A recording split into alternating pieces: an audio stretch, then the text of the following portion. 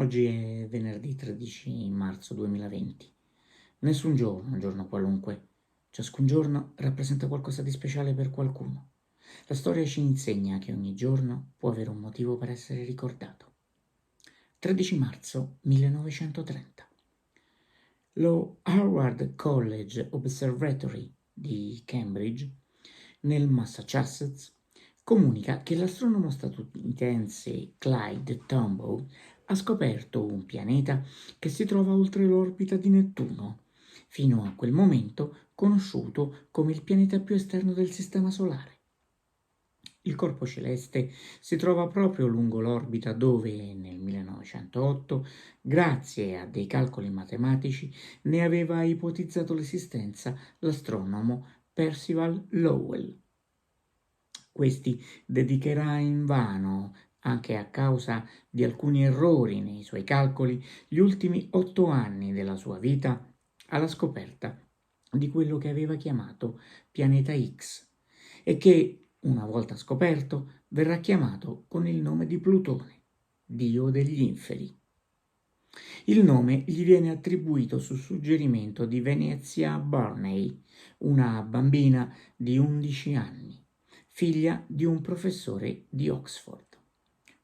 Plutone viene scoperto da Tombaugh il 18 febbraio, osservando delle lastre fotografiche impressionate alla fine di gennaio, ma si decide di comunicarne la scoperta solo il 13 marzo, per far coincidere la data con quella della scoperta nel 1781 del pianeta Urano e della nascita nel 1855 di Lowell. Nel punto di minima distanza dal Sole, Plutone viene a trovarsi più vicino di Nettuno alla nostra stella a causa di un'orbita molto eccentrica e inclinata rispetto al piano dell'eclittica, ovvero il piano su cui giace l'orbita terrestre. Plutone è grande 1/3 della Luna. Per le sue ridotte dimensioni, nel 2006 è stato declassificato a pianeta nano. Già nel 1978, alla scoperta del satellite Caronte, i due oggetti, essendo quasi delle stesse dimensioni e ruotando insieme intorno a un baricentro, erano stati definiti un sistema binario. Osservazioni ravvicinate di Plutone e Caronte sono state compiute nel 2015 dalla sonda americana New Horizons, a bordo della quale è stata collocata una parte delle ceneri di Clyde Tombaugh, che sono stati quindi i primi resti umani a lasciare il Sistema Solare quando la sonda si è allontanata. In latino e in inglese Plutone si traduce Pluto.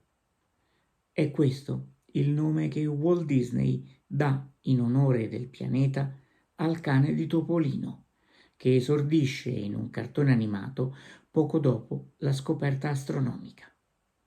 Nel 1936 l'elemento radioattivo osservato da Enrico Fermi e poi usato per le armi nucleari viene chiamato, sempre in onore del pianeta, plutonio.